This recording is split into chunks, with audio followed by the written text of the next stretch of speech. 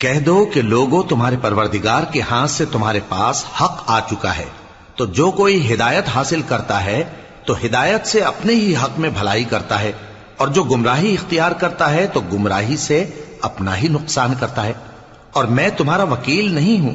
और ऐ पैगंबर, तुमको जो हुक्म भेजा जाता है उसकी पैरवी किए जाओ और तकलीफों पर सब्र करो, यहां तक कि अल्लाह फैसला कर दे, और वो सबसे बेहतर फैसला करने वाला है।